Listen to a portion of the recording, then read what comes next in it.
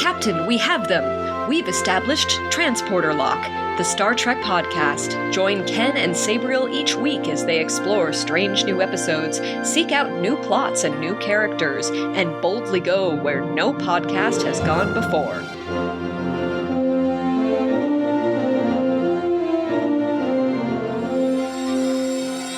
Hello and welcome to Transporter Lock episode number 121 for June 2023. I'm your co-host, Chief Engineer Ken Gagney. The captain is away on shore leave this week, so we have filling in a very special guest.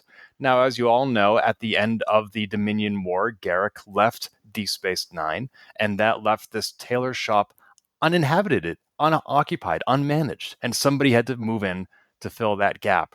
And so we have Mr. David Volante joining us all the way from Deep Space Nine. Hello, David. Hey, Ken. How's it going? It's good. How are you? I'm doing great.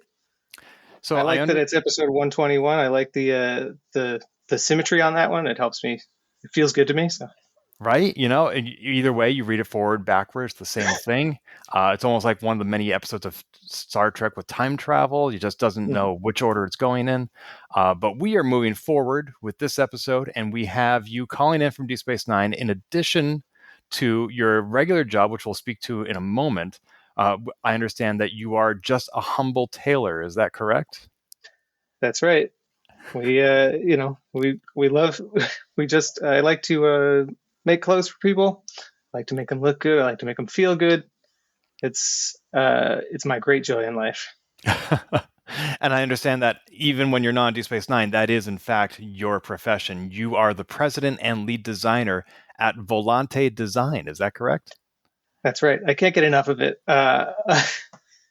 Volante Design is a company that I started with my wife just over 10 years ago.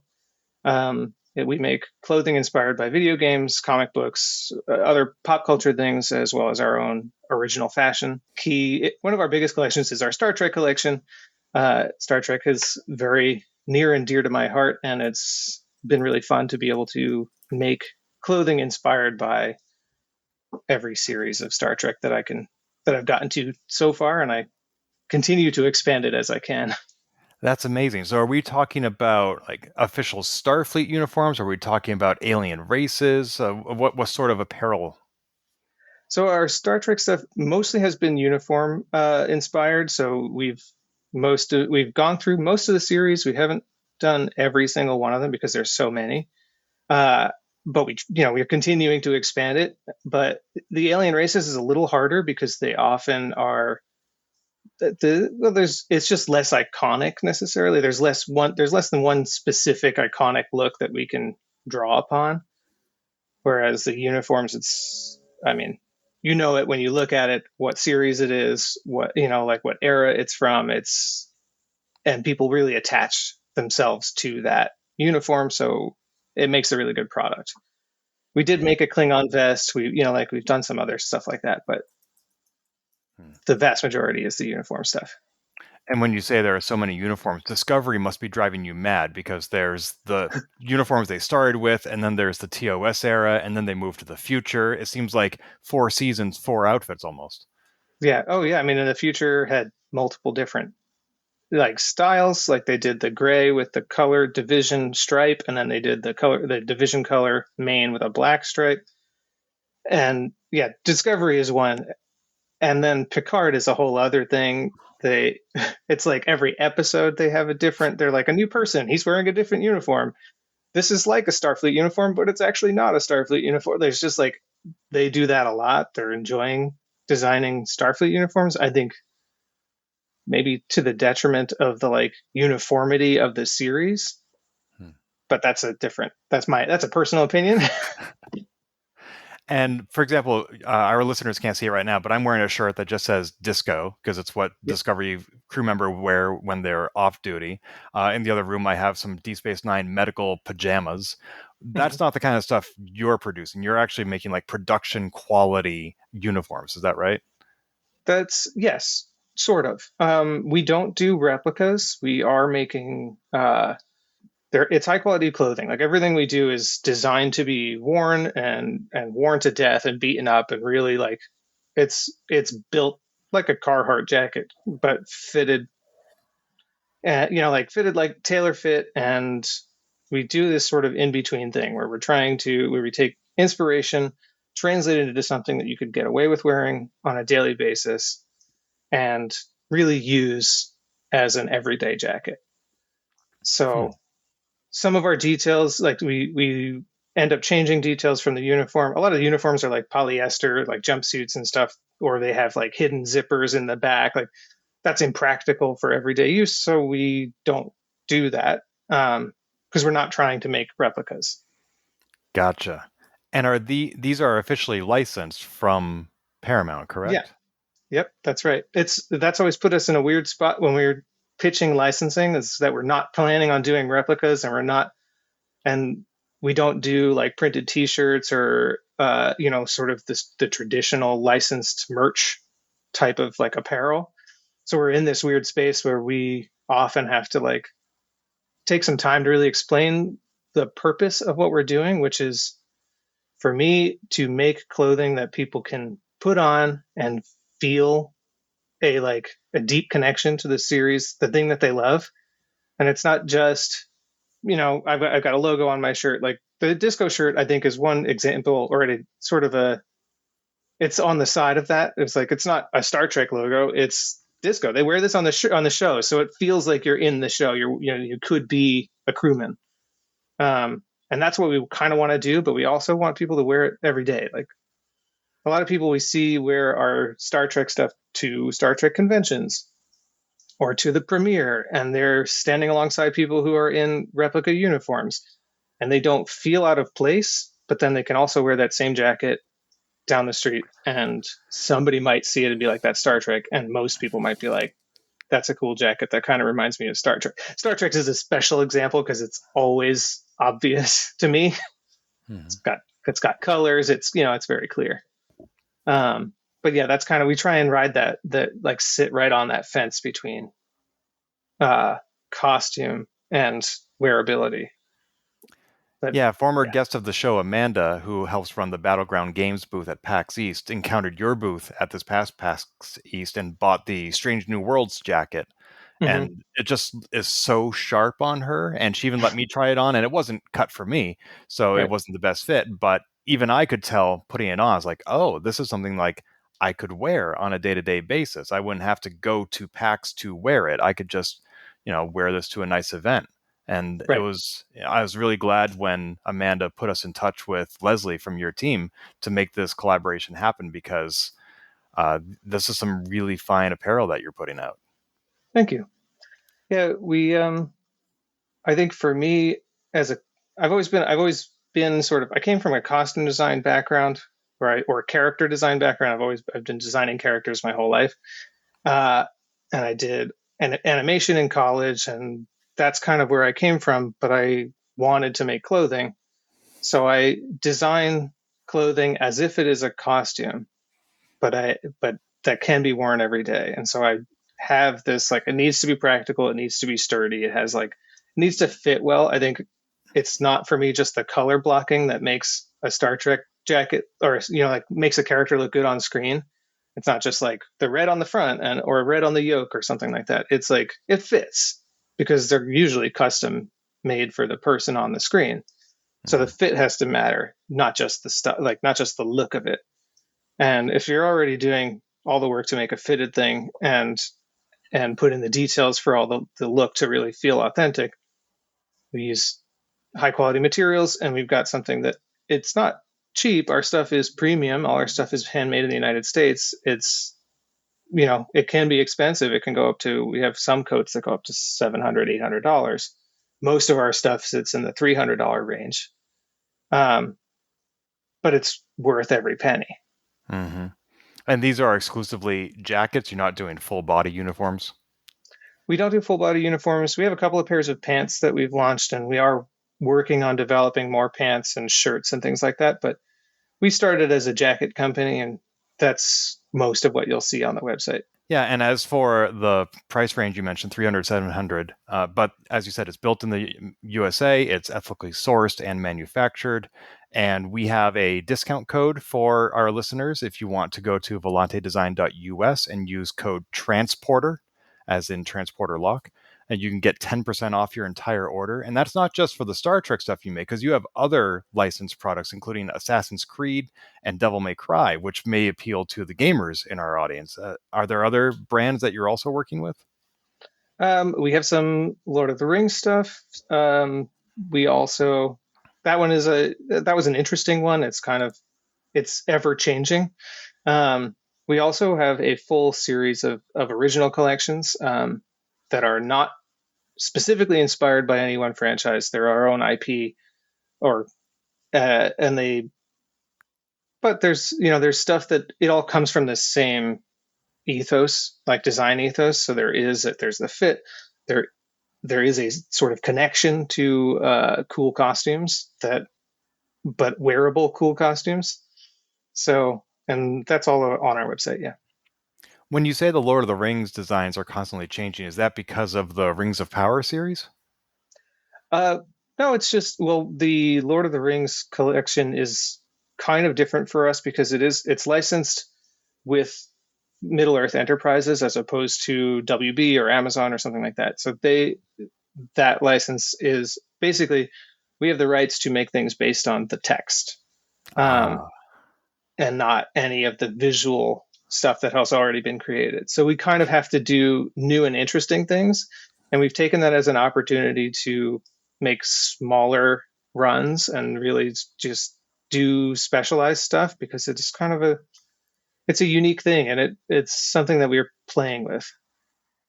Oh, I love it. I just recently returned from a trip to New Zealand. I went to Hobbiton as seen in the movies. And I confess I'm not the hugest Lord of the Rings fan, but I'm certainly enough to have enjoyed that trip. And Yeah. Oh, yeah. That sounds amazing. I actually didn't realize that you had Lord of the Rings in your catalog. So I definitely need to go to your website and check that out after this call. Yeah. Now, tell me a little bit about your own history with Star Trek. Is this something that you grew up with, or did some other series tangentially lead you into it?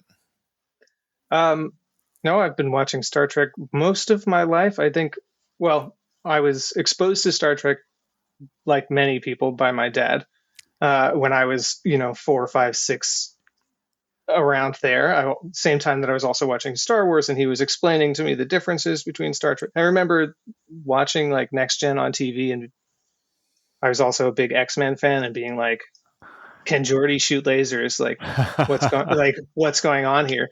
And like trying to piece all of the different things together. But he explained, all that stuff, walked me through it. But then I really got into Star Trek later in like late high school, college era, and just like binged through every series and really got attached to it. I always liked it, but I hadn't really like assimilated it, Mhm. But now I have fully assimilated myself into the Star Trek universe. It's been 15 years. Spent the later half of my life so far loving every bit of Star Trek. Are you aware of the various Star Trek X-Men crossovers that they've done? Vaguely, not. I can't say yes, but I feel like I must have seen it before. Yeah, there was at least one comic book where it was TOS and X-Men, and then there was a novel where it was TNG and the X-Men. I think that's all that they've done. It's certainly not Right. anything live action, but it's still nonetheless pretty cool that Jean-Luc Picard became Professor Xavier in the movies, Yeah, same yeah. actor. There's weird connections there. Yeah. Yeah. What is your favorite Star Trek series if you had to choose? This is a pretty easy one for me. Voyager Really? has, yeah, I think it's maybe not an unpopular opinion, but I've always liked Voyager. I mean, they all have their merits. Obviously, Next Gen has great characters. DS9 has a really good story. Although I watched that one later, it took me a while to get into it, mostly because the second half I think is better than the first half of that series. Agreed. But Voyager for me is the one series that feels like the crew is working as a crew, and they kind of have to work that together, and that is what like the dynamic that I like the most, where it requires each person to have their specialties and do things. Whereas Next Gen is like, this is a Data episode, this is a Geordi episode, and it's not really about the crew so much as like it's all character episodes primarily. You know what I mean? Interesting. I hadn't thought of it that way. I certainly do see what you mean. Does that mean that you agree with Captain Janeway in murdering Tuvix? That is obviously a strongly debated topic. That's a difficult question. It's a yes and no. Because also by not murdering Tuvix, they would have murdered Neelix and Tuvok, and I get it. I don't know. It's a confusing one. Yeah, I mean, in some ways, it's just a classic trolley problem. As you just said, two is more than one, and they need each crew member working together to get that ship home. Right. Every time they lose a crew member, I mean, they're, one down, and it's a big, they don't have new crew members that can refill their ship. Like, they need people, and they need Right. each of them, especially those two. Like, they're senior-ish off Neelix. I don't know, but he's useful. Yes. Irritating though he may be sometimes, but he has important uses on the ship, and obviously Tuvok too. Yeah. I don't know. I'm not sure what I can really say about that one. Well, even though Voyager is not a popular choice for favorite series, it seems to be the one with almost the most legacy and impact on Star Trek lore, because we have Janeway on Prodigy, we have Seven of Nine on Picard, we have Tom Paris on Lower Decks. We have all these characters that keep coming back, whereas Star Trek Enterprise, like those characters, those actors, they hardly ever get referenced. And if they do, it's only by passing. They're not impacting the plot and the narrative like all of Voyager's characters come back to do. Yeah, even beyond Voyager's characters, the entire storyline of the Borg post Voyager, like in the modern era, like Picard series and stuff, it's like that's all massively impacted by what happened in Voyager, as well as obviously tying back to Locutus and Picard's own experience with the Borg. But like, it's different in Picard as it was, from when it was in Next Gen, because of what happened in Voyager. Right. And so I think Voyager, in some ways, even though it may not have been popular, was very important to what has happened in the last 20 years. Not that we could have known that when Voyager was airing, but looking back, I don't know where we'd be today without Voyager. That's right. And now we have Strange New Worlds, which we're here to talk about today because season 2 just debuted this week. We have the first of 10 episodes, that episode being The Broken Circle. And let me ask, before we get to season 2, what was your impression of the first season of Strange New Worlds?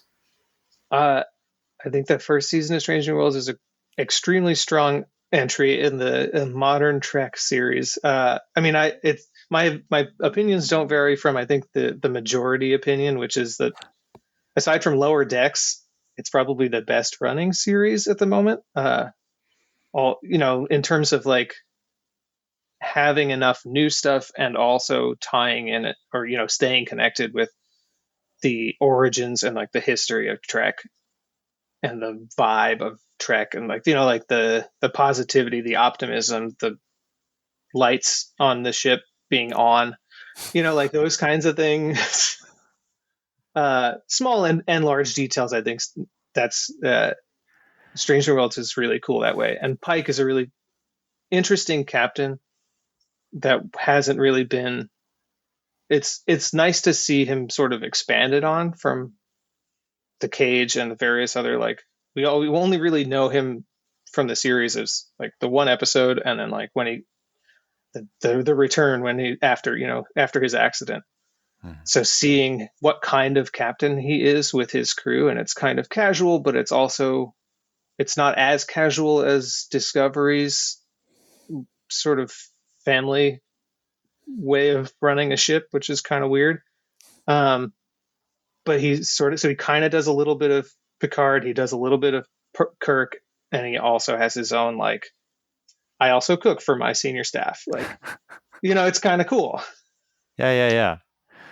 How would you rank the 5 new series, those being Discovery, Picard, Strange New Worlds, Prodigy, and Lower Decks. Oh, I haven't tried this. I haven't done this before. I gotta say, probably Lower Decks is my favorite of those. That's a weird choice? No, Lower Decks is fantastic, and I think even Yeah, my co-host Sabriel ranks it as her number one. yeah. I would say Lower Decks, Strange New Worlds.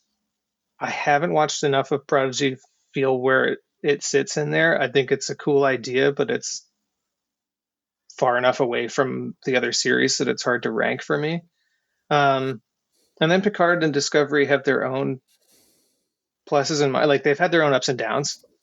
So those three I'm going to put at number 3 Okay, no, that's as a fair. sort of cop out. No, I get that. I think every show is very different. Like, I think tonally, Discovery and Strange New Worlds are on opposite ends of the spectrum. Yeah. And I love them both for very different reasons. And I get frustrated with people saying like how this isn't Trek. It's like, well, Trek is about infinite diversity and infinite combinations, and that goes for the shows as well. And they can all be Trek. So I like all 5 for different reasons. I mean, Yep. I could rank them if I had to, but I just prefer to sit back and enjoy them all. Oh, I see. So you put me in the position to rank them, Exactly. but Yep. you're just going to stand back and cop out fully. That's great. No. Well, that's fine. No. I would say either Discovery or Strange New Worlds is number 1. Uh-huh. Picard is number. No, Lower Decks is number 2. Picard is number 3, and Prodigy is number 4.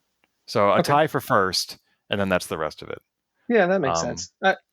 I could see that too. You know, that's a good because Discovery is really interesting, and it's so different from what we expect. And I think it was necessary for the new era of Trek to like. It was a way of sort of separating the new era from the syndicated era of the series, and it without necessarily going too astray. It sort of rides that line, and it has a really difficult. I think the showrunners had a really difficult position to sort of do that and do it gracefully. Mm-hmm. And like many of the series, it takes a couple of seasons to really get rolling, and it's and to really find its voice. Yeah, Discovery started in the past and eventually went to the future, which I think was a Mm-hmm. good call.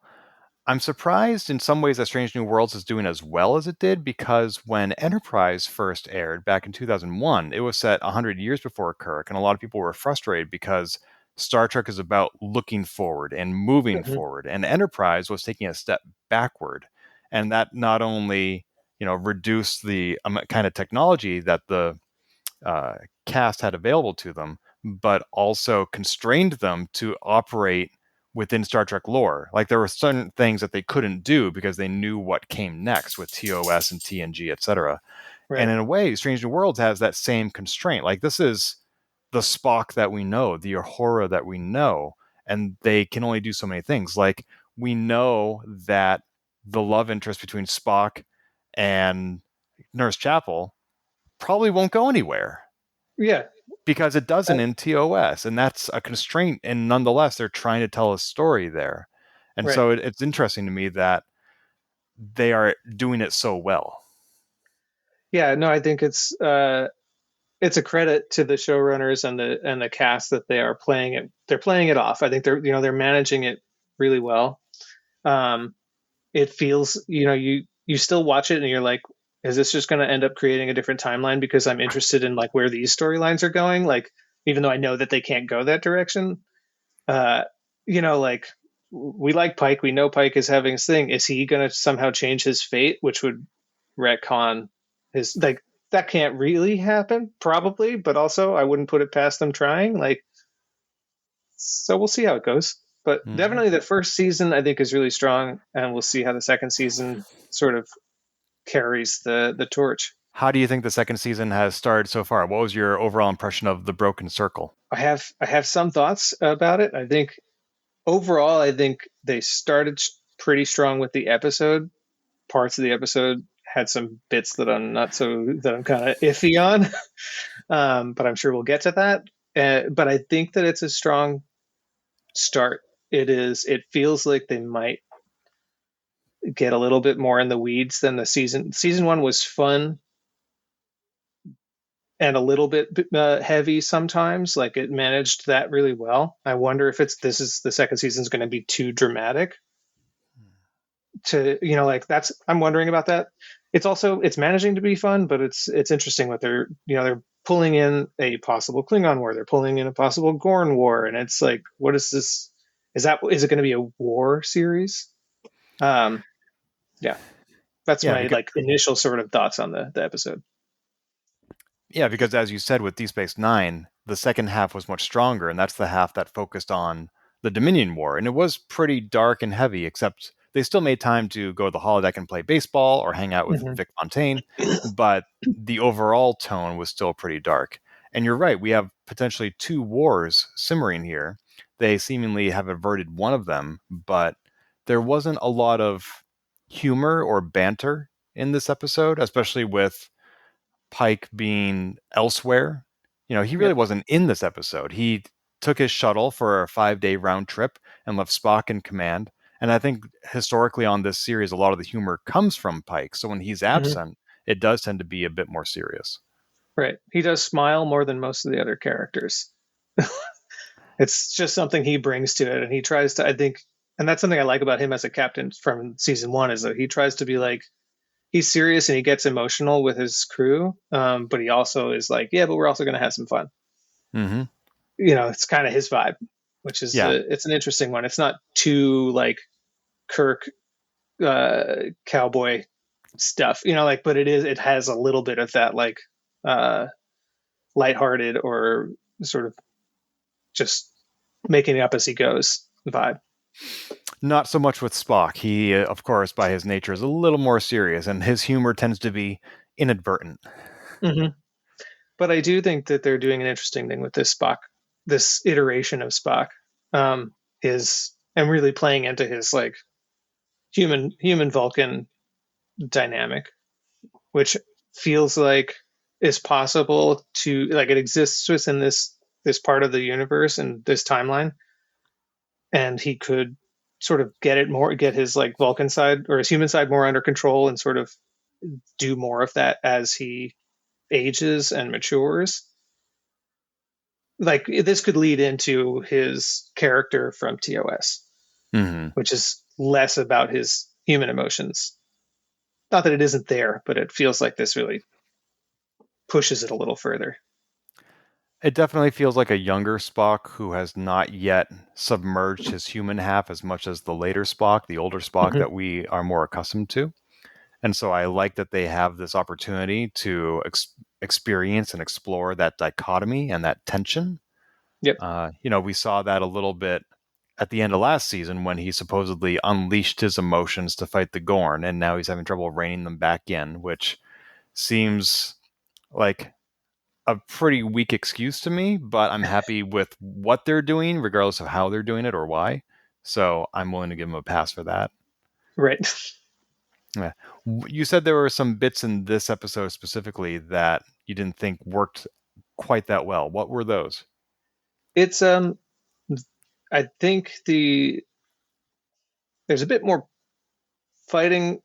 The solution is fighting your way out, like actually punching people. Like the scene with Mbenga and Nurse Chapel taking drugs and punching out a bunch of Klingons. Like it was on the one hand it's cool, and on the other hand it's not. It doesn't feel right. It's tonally kind of funky. Um, the drugs is one thing, but also just like there's like a weird dynamic. Mbenga is he's got some tropes for a black character that are going on where he's sort of a sage like black man, and then he's also an angry black man in the same scene. And it's I like he does it well. The actor plays it well. The character it makes sense sort of within what we know of the character, but it also feels a little bit I don't know. It's just something that I noticed that I kind of didn't. I don't know. I didn't love it. The punching out a bunch of Klingons is also kind of like there had to be a better way. They didn't even consider another option, Yeah, the drugs were weird. We don't know what they were. It might have been as simple as adrenaline, but probably not. The fact that the medical staff were punching their way out sort of flies in the face of the Hippocratic Oath. So Right. I had an issue with that. But I feel like, and I've mentioned this last season on the podcast, the storyline with the doctor's daughter, I did not expect to get resolved as quickly as it did. I thought this would be over multiple seasons. Hmm. And maybe now that that foil for this character is absent, they need to take him in a different angle or a different direction so that he has something to work with. And apparently his PTSD from the Klingon War, which I don't remember being alluded to last season, is the thing he has to deal with now this season. Yep. That I guess that's always the issue with the first episode of a season where they're like they're starting a new arc on something, and they're like, oh, if we finished off something, it's like, well, we need every character needs to have something that they're working against or that they're struggling with, so that we can have multiple scenes or like multiple sort of uh, emotional arcs to work with. And I think Nurse Chapel and Mbenga's like interaction with each other is kind of interesting, and like I kind of like their like we're buddy buddy and we've punched people before. Like it's kind of weird, but it's kind of fun. Like I'm torn on that scene. It's like it could be fun, but it also kind of went on a little long and it felt a little bit uh, forced or weird. And he kind of tortured a Klingon into telling him stuff. And it's just there's like you said the Hippocratic Oath and the sort of counter to Starfleet in a bunch of ways. Yeah, I did like the final scene just before they shot themselves out the airlock, where he's saying we've gotten out of worse before, and the nurse is like, "No, we really haven't." Yep. You know, No, that was and cute. They turned it around. yeah, there were similar scenes in the third season of Picard where there really didn't seem to be an out, an escape, and the characters had to come to terms with that. And when Chapel says, "I can't believe this is how we die," like they very much could have in that moment, and I think she was Hmm. aware of that. And if it hadn't been for Spock waiting as long as he did, they would have. And I have to wonder if he was waiting because he knew he was the captain and he had crewmen on that ship, or if because he was Spock and he knew Nurse Chapel was on that ship. Yeah, I mean, I think that was a nice to have both reasons. You can kind of see it as both. It makes sense from him being a captain perspective. It didn't. I don't think that they discussed or they sort of. I don't think they really explored his like I'm the captain of this ship and I have to make sure that we all my crewmen survive. Like they didn't really do that. It was sort of implied more than explicit. Whereas he was clearly like, but also I want Nurse Chapel to survive. Like that was really where I think they pushed it, but I think both arguments could be made. Yeah, as far as we know in the history of this character, this may have been his first time in command.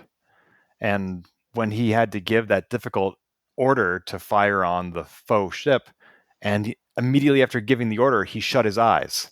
Hmm. Like he flinched and he couldn't stand to see the results of what he had ordered. And that felt a very human reaction to me, which I was not expecting from him, but which was nonetheless entirely believable given the context.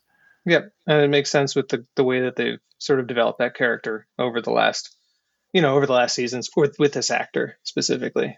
Mm-hmm. Yeah, and then when he finally opens his eyes, he's been crying while his eyes were Hmm. shut because, as far as he knows, he ordered Nurse Chapel's death. And that was something he was going to have to live with, that would have been unbearable. Right, and I do think, yeah, I think I thought that was a good scene. I thought that was a good way of sort of uh, capping it. I think it turned around the other the other scene around them fighting and all that stuff, which was I think maybe it was only 5 minutes, but it felt like the middle section of this of the episode for me.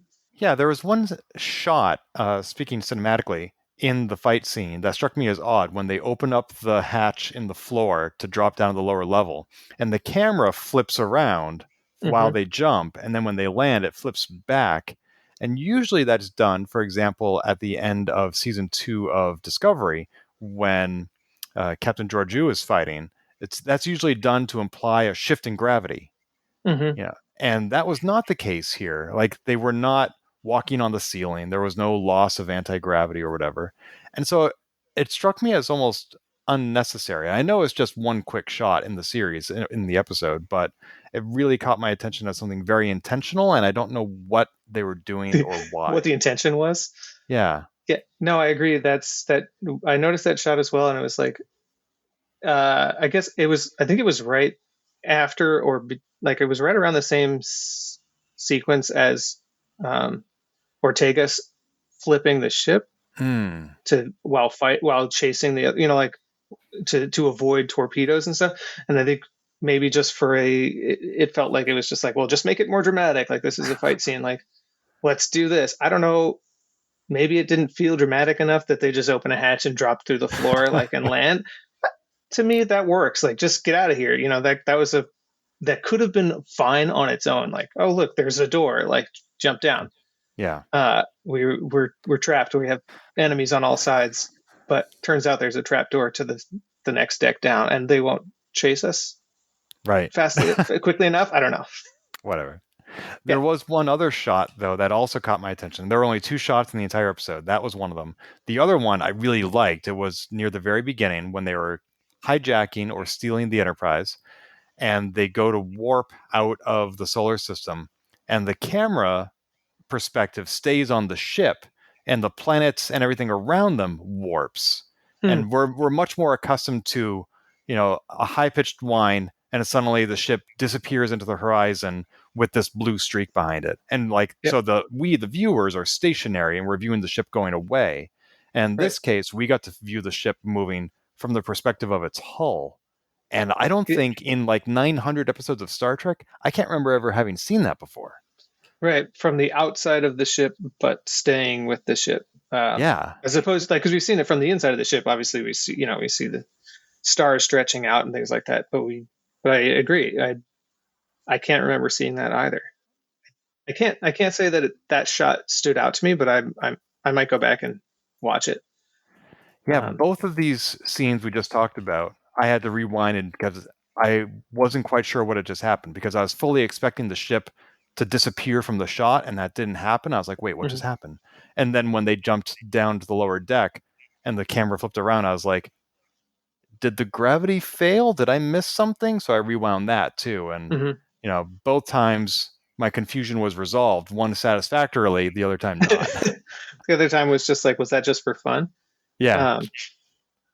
No, I do. I think I had a couple other, I did like the, when they encountered the Klingon captain, or the interaction after destroying the faux ship, and the Klingon captain being like, how could you, like, what are you trying to tell me? And it was a good way to out and not, it didn't escalate, which I thought was an interesting, I expected the interaction to escalate between Spock and Captain T'Chak. Like I thought it was going to go, they were going to get mad, and then we would have like a setup for the rest of the season. But in fact, it just like immediately de-escalated by being like, you want to just have some wine? And I thought it worked. I thought it was really cool. Like it was really fun. And you could see where, Federation and Klingon could hang out in the future. Like it was kind of a callback to those kinds of interactions in like the DS9 and mostly DS9, I think, where Federation and Klingon hang out kind of most commonly. Yeah, I was concerned because it seemed like the goal in that scene was for the Klingons to detect neither of the so-called Federation ships, and instead they saw both of them, and I thought, well, that just defeated the whole point of you destroying this fake ship. And fortunately, the Klingon captain was able to find another way to come to a truce in that respect, and it was just over blood wine, which is basically how the episode began, with Leon drinking, and now we have Spock doing it instead. And both of those scenes remind me very much of Indiana Jones and Raiders of the Lost Ark. Yep. When Marion is drinking her opponent under the table, I was like, yeah, why not? I mean, it worked in Indiana Jones. That was a good movie. That makes a good TV show too. Yeah. And also like, and if you want to stay within the Star Trek sort of lore, like Jadzia and, and the Klingons, like her interaction with the Klingons is like, it's storied, but it's a lot of the same kind of thing where it's just like, yeah, I can drink with the best of them. Which, every time there's a Starfleet like a Starfleet officer that can do that, you're like, you've been drinking some illicit stuff.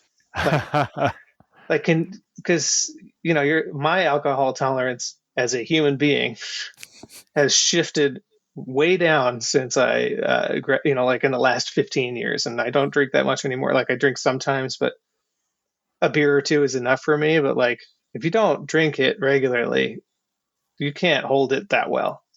And I think blood wine, I feel like going from synthahol to blood wine is a big jump. Right. Like, where do these Federation officers build up this tolerance if what they're accustomed to is synthahol? Yeah, no idea.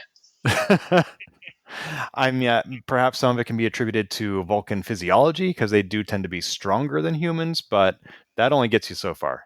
Right. But then there's La'an, who isn't. I know she's a descendant of Khan, but I don't know if she's or still. She's still got some cool physiology stuff going on. I'm having a hard time remembering specifically if she's 100% human. I don't think that's been satisfactorily explored. My understanding is that she herself is not genetically engineered, because if she was, she'd be in a penal colony, just like Right. number one. But she is descended from those with superior genetics, and which I presume to a degree are inherited. And you can't, But that's how you genetics can't, usually works. right, exactly. And you can't arrest somebody for their heritage, Yeah. as long as they're Yeah, upfront that's an about it. interesting. I do wonder if they'll um, actually. Now that I think of it, that may come up. That may come up in the trial with Una Mm-hmm. to a degree. I mean, having a character who has a history of genetic modification in their family may be an interesting. I don't know if that. I know the trial's going to be in this series from the trailer, but don't know when it's going to come up. Yeah, and they certainly let Dr. Bashir stay in Starfleet. Now, he Mm-hmm. never lied about his genetic engineering because he didn't know about his genetic engineering. But I Right. don't know. It seems to be a very case by case basis. Mm-hmm. Yeah. And we have another character who we found out has historically lied about who she is. We have a new chief engineer. Yes, What and did you think of Carol Kane? I thought Carol Kane was fantastic. I think it's kind of goofy. It's a little bit goofy, a little bit more goofy than I was sort of hoping. I think I don't know.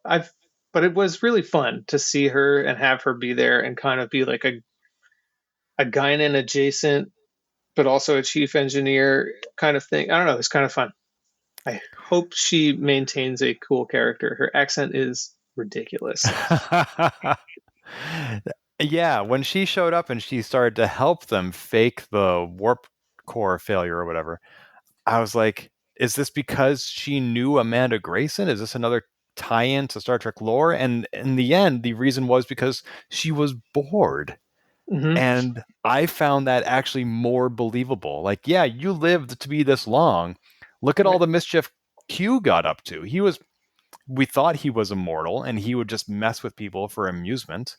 And there are lots of different ways to get your kicks, and not all of it has to be antagonistic like he was. Sometimes Right. you just want to hijack a ship and go on a mission. It seems like these people are going to do some fun stuff. I'm going to join that party. Like Right. it's kind of the vibe, and it was a good one, I think. It makes me wonder what her Starfleet record is like and what other mischief she's gotten up to, because this can't be the first time she's done something like this. Yeah, and you kind of wonder if she was how long she's been in Starfleet because she's been around. She's like, it's been 100 years since I. What was it? 100 years since she had done? Can you remember? I forget. Yeah, it's something. It was specific, and I felt like it was. I can't remember it. But it felt like maybe has she been in Starfleet for a long time? And I don't know. I wonder what they're going to do with that character, how deeply they'll go into this like new race of uh, sort of hidden immortals on Earth. Yeah, because this is a new race, right? I couldn't remember any appearance of a Lanthanite in the past. Yeah, I just pulled up the Memory Alpha entry for Lanthanites, and all the citations are from the Broken Circle. There are no other references. So, Cool. as far as we know, this is the first one. And on one hand, I was like, well, that's convenient. Just create a new alien race whenever you want to. But on the other hand, well, the universe is huge, and we've probably just scratched the surface of what Starfleet is capable of showing us. So I mean, I guess it yeah. makes sense. On the other hand, yeah, that's convenient. Create a new race of character of aliens when you need one. Like it's a you could go either way with the way that you sort of describe this addition of this race. It's like it's story wise, it's like, well, we need something new, so we'll just add something new. But they have the ability to do that. They're writers, and it's a fiction, like, Right. and it's kind of fun, and maybe it'll tie into future. I'm certain that a show like Lower Decks will tie in Lanthanites in some other way. Like now that this like reference to a race of hidden beings like exists on Mm-hmm. Earth, it's a cool, like it opens up something for future series, if not this one. Yeah. But I can't imagine them casting Carol Kane and adding that character in the first episode of season 2 and not like diving a bit deeper into that. Right. I'm sure we'll have some character episodes about her. And the Yeah. nice thing about her race living hidden among humans is that it's not exactly a retcon. Like first contact with the Vulcans is still first contact as we know. Hmm. There was Carbon Creek, an episode of Enterprise, where Vulcans were interacting with Earthlings around the 1950s, I think.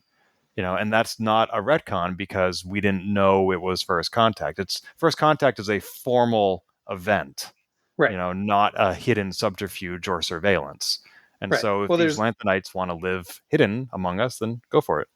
sure. There was also that time Spock in the 80s was hanging out in San Francisco and saving whales or stealing whales Save to save whales. whales in the future.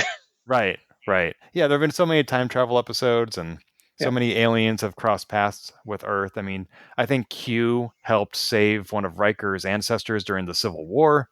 Hmm. So, whatever. Yeah. Data was in the Old West. I mean, all that fun stuff. Oh, that's right. His head was found in San Francisco.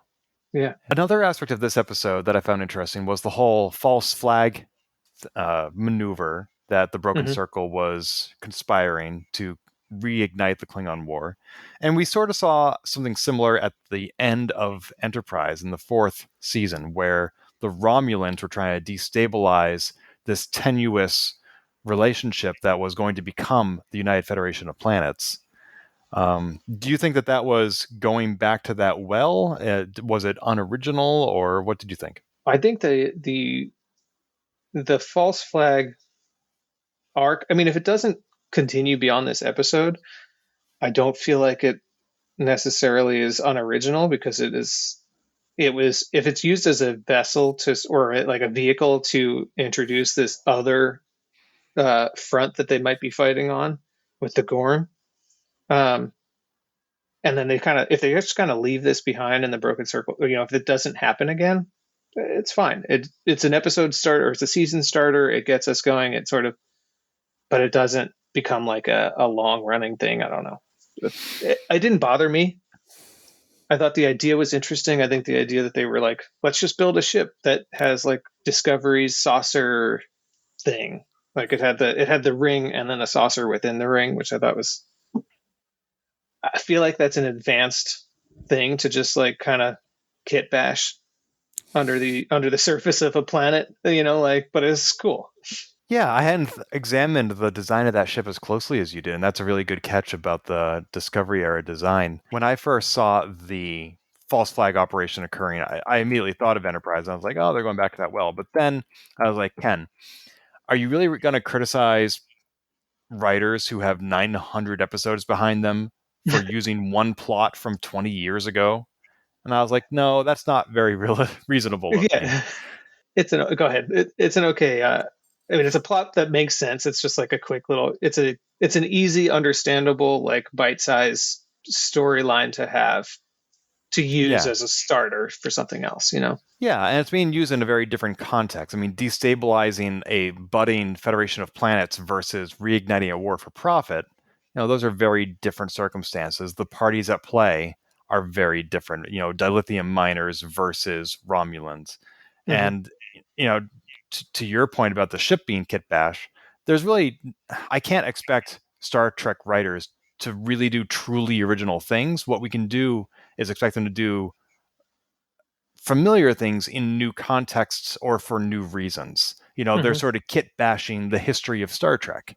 Right. And I'm okay with that because odds are most people haven't seen all 900 episodes of Star Trek.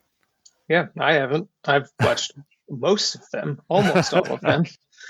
There's still quite a few. Mostly, I fell off the last year has been a little bit busy for me, so I've sort of I am not. I haven't watched all of Prodigy, like I said, and like I'm the new series I'm trying to keep up with, but it's a lot. There's a lot of stuff. Having 5 series running at the same time is also quite a lot. It is. It's great for us as fans. But it feels like most of it's like if I want to keep up with Star Trek, I kind of have to watch Star Trek all the time, which is great. On the other hand, 2 seasons of modern Star Trek is the same number of episodes as 1 season of Star Trek 20 years ago. That's true. That's a good point. So although I never watched it. I didn't watch it while it was airing, so most of it I watched on Netflix. So I that didn't matter. I was like, it's not as long. I just watched this season in 3 days. So. And also, the old episodes used to be an hour with commercials. Now it feels like they're an hour without commercials. Yep. I do not miss commercials, let me tell you. Yeah, no kidding. Anything else about this episode that you wanted to comment on or which caught your eye? Yep. I had a couple of notes that I wrote down as I was watching it. I thought it was, when they're stealing the Enterprise, I thought the scene where Spock sort of presented his plan but didn't explicitly say his plan was an interesting one. It was funny.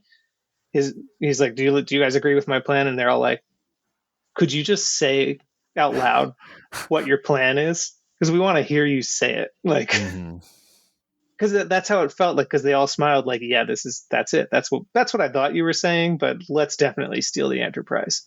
But I think he was trying to avoid saying it because, like you said, it's possibly his first time in command of the ship, and he's like, this isn't really something I should do, but I have to do it. Yeah, I don't feel like the crew was as enthusiastic about the suggestion as Spock was, and I'm surprised that they all went along with it. That's fair. No, I guess there was one shot of Nurse Chapel being like, yeah, that's hot. Like, was kind of her reaction, like, yes, like, let's steal the ship. That's really good. Like, be a cowboy. But yeah, I guess you're right. He did the obligatory, like, if you don't want to do this, like, go ahead and leave or report me to Starfleet. And everyone was like, nah, that's fine. It was kind of their reaction, like, yeah, let's do it. Let's just steal a ship. Yeah, I mean, we have so many instances where captains have gone against orders and they've given their crew the opportunity to dissent. And I don't think I've ever seen it happen. Like, even Data said, to hell with our orders. Right. I do think it would be interesting if somebody did at some point. Yeah, I think it'd be interesting and realistic because, like, there's this one guy saying, this is a bad idea. I'm out. Thanks. Yeah. Yes, and that one guy is probably Boimler. Like, we can't break the rules. Well, like, I remember as a little kid in grade school, if the class was getting particularly rambunctious, like, I could tell the teacher was about to give everybody detention, like everybody in the room. And so I'd raise my hand and say, can I go to the bathroom? She's like, sure. And I'd go to the bathroom. And when I came back, while I was gone, she'd given everybody detention. And I was like, can I be exempt because I wasn't here when it happened? She's like, sure. And I was like, great, yes, smart. Everybody gets attention except me. That's very observant of you. Yeah. You start to see the boiling point approaching. And so kind of like with Star Trek, like, if everybody's about to do something that could get them court-martialed, I might want to be like, I have to go to the bathroom. Let me know when you're done court-martialing. Yeah. No, I had something to do on the space station. I'm sorry. I left my shirt on the station, like, or something, Right. Oh, I gotta go right back. Yeah. Yeah. Although, when they vent the nacelles and they get a message, to put space between the Enterprise and the station, something that occurred to me in that one moment was just like, they didn't say how much space to put in between. Oh, good point. Just get out of here. Right. We're just doing what you told us to. What do you mean stealing? our warp core isn't about to explode. We're just going to warp out of here. Right. I like how quickly they brought Leon back, because in the last 2 episodes of last season, we lost 3 characters. And we know from the trailer that we can expect 2 of them back, with the third being replaced by Carol Kane. Mm-hmm. But, I don't want the whole season to be about getting the gang back together, because we know they work so well together. I want to see more of that. Right. The character interaction, the way that they've written these characters is, it's really fun. And I don't know, I'm invested in the interaction and not the like getting of the, they already have a crew. Like we know we want them to have their crew interaction. They're like, office drama stuff. Mm-hmm. It's more fun than finding. Yeah. We also got to see more of Robert April, who we haven't seen too much of. And there was a brief moment where I was concerned he was going to turn out to be a badmiral, because at the end of the episode, when he and another admiral are talking about Spock just kept us from having to fight a war on 2 fronts, I thought they might be alluding to the fact that some admirals or some rogue faction at Starfleet, maybe Section 31, was sponsoring the Broken Circle, and that they were actually the ones trying to start the war. And that proved to be a misinterpretation on my part, for which I'm very grateful, because I did not want... I mean, that's dark. That's Section 31 dark. And I don't feel like the vibe of Strange New Worlds and its campiness is compatible with Section 31. No, I agree. Or even if it's not, or even just the like you said, the badmiral, like it's not necessary. I don't think it's necessary for this series. I think this series is really, they call it Strange New Worlds. It's about exploring new things. It's about facing external forces. Although to allude to the title in that case, in that explanation, doesn't really make that much sense because of Discovery. That's a lot of internal stuff, at least in the first couple of seasons. And the series is named Discovery. So I don't think that works, but it works in this case, so I'm going to stick with it. Sure. But yeah, I don't think it's necessary for this series. And I don't think it wouldn't make sense for Pike to really be doing that, because he does have his own, like later on, like the trial and all that stuff that goes on. I'm vaguely remembering like he's kind of an antagonist in that episode after his accident. Is that true? Pike in TOS? Or am I not remembering? I'm not misremembering. I think after his accident, he didn't have much capacity to be an antagonist. Well, no, but okay, yeah. I'm misremembering. I think I'm thinking of something else. Anyway, the point is, I agree. I like that it is a different front. I think it is. I don't remember the Gorn having that much of a impact on Starfleet before. Me neither. No. They've kind of interacted with them like once or twice, So to have a war or a potential war with this race is kind of, I guess they have the freedom to do what they want to do, but it feels like they're just picking something that we kind of recognize the name of, and making up a bunch of story about it. My recollection is that the Gorn showed up in one episode of TOS, and then in the mirror universe of Enterprise season 4, and that was it up until Strange New Worlds. Well, I guess it's a race that they haven't explored much, so it's new. At least it's not like Romulans again. Yes, I'm grateful for that. Anything else that you observed about this episode? Yes, I think. So some clothing stuff. Yeah, let's get your unique perspective on that. So I think the uniform is good. I'm fascinated by the fact that they didn't change the primary officer uniform between first season and second season of this one show, of all the 5 series that are currently running. Like Picard, they've got different uniforms, and Discovery, they have a new uniform every season. So in this show, they were like, no, we like this like pullover tunic thing with a black undershirt. Like I like that uniform. I think they did they tied in the original series uniform, the tunic with the black collar, but they changed it up in a way that made sense to me. I think that on this ship on Enterprise, the best uniform is the transporter chief's uniform. Jay, it's just super cool. It's a weird character. It's kind of fun to have this one guy that just like shows up for like to respond to calls, but otherwise is just probably standing in that room, which we know is true of transporter officers. They're just like, I just hang out and watch Netflix until they call me, you know? Yep. And they're always like, transporter chiefs are just always like watching for signals because the bridge finds a signal. They're like, there's a person. We need to do that. And then they just call a transporter room and they're like, lock onto that signal and transport them. Transporter's like paying attention to everything that's happening on the sensors. It's like, oh, there's a rock over there. I got this. Like he's like ready to lock on to anything that they come within range of. Seems like it's a job that I don't think gets enough attention in this series. No, they don't get enough credit for all their vigilance. Yeah, they're always paying attention to what's around the ship. I also thought the outfits that they wear on their away mission or their sort of undercover mission on the planet were very cool, kind of Demo Baza-esque, which is something that, it's like a style that they've used a lot in the current series, this like kind of dune chic. It's really cool.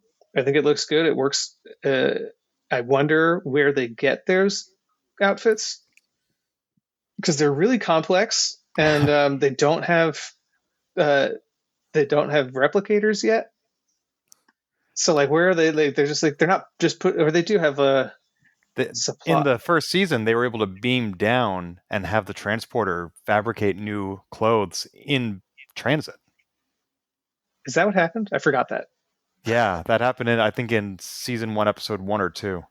Huh. So they just take the mass of the clothing that they're wearing and change it into something else? Either that or they beam down naked and have the new clothes appear. But they have to get the mass from somewhere. I don't know. It's weird, man. Transporters are funky to begin with, but that would make sense as a like, we figured out how to do this and it's the basis for replicator technology, but I'm certain they won't bother talking about that. They won't take time in their script to explain how that transporter creation of clothing ties into replicators in the future. No, I think they might have some like basic replicators because we've seen Discovery has a cafeteria and they can just pull food out of the wall, but it's not the advanced kinds that we're accustomed to seeing on the Enterprise D, for example. Right. They did have something like that in an old, I think, was it in TOS? They had like a weird locker they could like pull out sandwiches from. I'm vaguely remembering.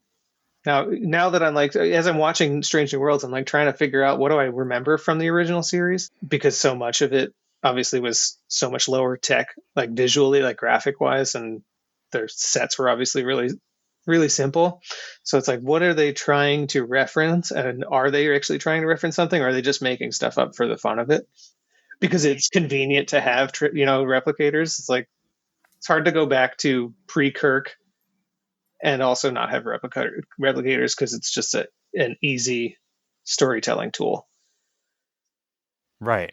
And I think that's one of the ways in which Enterprise hamstrung itself. They're like, oh, how do we tell stories without transporters and shields and phasers or not phasers, but like they had all these pieces of equipment that Star Trek fans were accustomed to seeing, which all of a sudden they didn't have. And they thought that, in many cases, constraints breed creativity. Yep. But in the end, they were like, oh, we really need to go in the opposite direction with Discovery, where transporters are just a personal thing everybody has and you can do right away. Let's just get rid of the fact that we need to walk down the corridor to a transporter room. Let's just eliminate that transit time and get right to the action. And that allows faster storytelling. Right. It takes one scene out, which is when you've got an hour, and apparently they're like, we can barely fit what we want to put into an hour, right? In one episode, which I noticed in there was one scene, one shot where they're start chasing the faux ship, and it was just like, follow that ship, don't let anybody notice us or that ship. And then it cuts to a scene inside one of the ships, and then it goes back to space, and they're being fired upon from the faux ship, and that felt, I was like, oh, so they've noticed each other and they're fighting now. Like, we're not following anymore, we're not really hiding. Like, you can't really. I feel like the Klingons would notice energy like discharges from. They're not. It's no longer just space rocks, that that's flying around. Yeah, the fact that both ships were in the asteroid belt to begin with seemed odd to me. Like, I wasn't quite clear why the faux ship felt the need to hide. You would think that they Mm-hmm. would just want to immediately be seen. Like, that's the whole point of its existence, was to be seen Just by the phasers Klingons. blaring. Right. So why are they hiding? And that struck me as a little odd. So maybe there was some nuance I missed, but Yeah. I'm willing No, to just wave it away and move on. I think that's exactly what the showrunners want you to do. Now, going back to the uniforms, do you watch every episode of Star Trek, like, either being observant and aware of the clothes, either for your own assessment or product inspiration? I watch every episode of everything I interact with that, like through that lens, or anything that I do in life. I am always looking at clothing and the way that it's constructed, and what the benefit of this thing or that thing, or how this detail could be implemented in a way that is more costumey. Like, I just think about all this stuff. That's something that I'm always watching. Um, an example is uh, in to change to go to the other side of this coin, Star Wars. Um, Kylo Ren's like outfit, his like cool Sith thing, and his like he's got these pleats all down his sleeves that are horizontal pleats. And I was like, how could they possibly do that? And it's so fitted all the way down his arm. Um, and I noticed in one scene, he's like reaching towards somebody, and you can see there's a invisible zipper all the way up his arm. Those sleeves open all the way up to the armpits so that he can get his arm in, and they close it afterwards. Like, that's the level of detail that I watch things. On the first viewing, I'll see stuff like that because that's just what I watch. I have to sometimes watch again to like see what they want me to see. You can't turn that off. No, I don't. To be honest, I don't really want to, but because it's something that I really enjoy. Um, but it also, yeah, I mean, I can't really turn it off even if I wanted to. I do think, especially with Starfleet uniforms, because we have the license, and I'm always thinking about what uniform is the right one to make a jacket based on, and how to translate that uniform into a jacket. What makes sense for that, the style of that uniform, or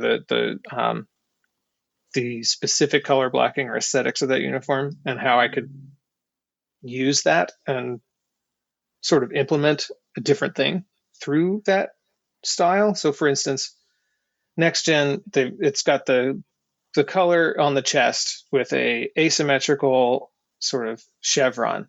It's like off, the point is off to one side. And I always thought it'd be super cool to have a zipper running straight through that point. Like, I've seen hoodies that have zippers run straight down the middle, and it's kind of, it's just cutting this graphical element in half at a point that doesn't make sense, like visually. So our jacket has a zipper running off to the side. Because it's off to the side, it's a moto jacket, and I sort of leaned into the moto styling of the jacket. And like, so that's the kind of translation that I try to do, is I look at what they have done with it and how it could be adjusted, and what you could do to make it look like streetwear. The current uniforms are a little bit easier. They've been getting more and more into just making cool jackets as opposed to interesting costumes, which is fine by me, but I mean, it's less work for me, but at the same time, it's less creative. Like, I have to figure out, like, should I be creative here? Should I change this, or should I just lean into it? Just so, like, we just launched a jacket based on the field jackets from Picard, with the cool collar and all the sick leather jackets everyone is wearing.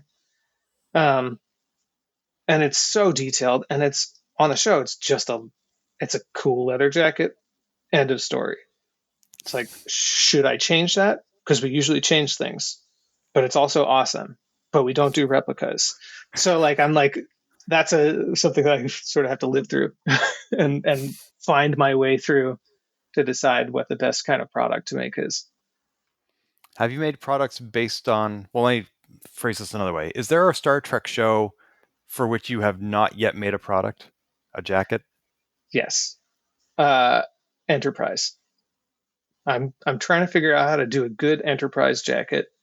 Um, and there's a bunch of uniforms within other series, like the Picard series. I was trying to figure out what uniform to sort of latch onto, which one is going to be the most iconic, which is going to be the one that people want to wear. And that presented itself in season 3.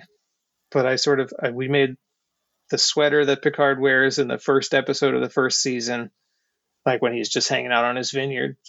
And we made his vest, but like those were cool products that I don't think were necessarily Starfleet or like it was a good Star Trek product, but it wasn't like it's less obvious. Mm-hmm. But Enterprise is tough because their jumpsuits, their flight suits, they're a little bit early 2000s in a way that's hard for me to it's like too recent to it hasn't come back around in the like fashion is only just last like 20 years ago. Like we're kind of getting back to the 2000s fashion being popular now, but I don't know, that uniform is a little tough for that reason. That's interesting because since Enterprise is set so close to our present, the closest of any Star Treks, it seems like less of a reach to develop something based on that. But it also makes it more subject to, as you said, today's fashion whims. Mm-hmm. And the way that it was, yeah, exactly. It was designed kind of close to today's fashion whims at the time that the series came out. Right. You always have to think about like what the uniform looks like based on when it was made. Right now, the uniforms that are being designed they're sleek, they're tailor fit, they wear open jackets. Like a lot of the characters in this series like leave their jacket unzipped even partially. Like Uhura's is not zipped all the way up. They had this like the away jacket from last season, the gray with the cool piping. Like they wore that open over their like division color tunics because the jacket is gray. They were like, let's just make a cool gray leather jacket. And if we wear it open, you can still see what color everybody's wearing. And it's casual and badass. Like, like that's kind of the style that we're doing right now, which is appropriate for modern fashion. But like you look at Next Generation, the first season are these like fitted jumpsuits that are kind of X-Men like. And then it gets into this like jumper and pants thing, which is sort of a box shape with a cinched waistband that's kind of a hoodie that's like late 80s, early 90s, kind of like slightly oversized. It's just that's the fashion that sort of goes in those directions, and you have to kind of figure out it's not the future. But it is also, it's like we're trying to figure out what the future looks like based on what we know about today. Mm-hmm. And we're trying to make it look cool to people today. So it has to be tied into modern fashion, but it has to also look futuristic, And the future is always changing based on in what era it's being projected. Right. Yeah. Like I think of Minority Report and like the shape of cars in Minority Report. And I was like, it was cool at that time. And now, like, we think about what futuristic cars look like, and it's kind of just Tesla, but a little bit more fancy, like Tesla, but with blacked out windows. Like, it's just, but electric cars are kind of looking like futuristic cars from 30 years ago. Anyway, that's a whole the way fashion is designed is kind of that's my expertise. No, I love it. That's one of I love having this insight. It's not something that a lot of viewers have into Star Trek. It's not something that they are consciously thinking about, and it's great to hear from somebody who is.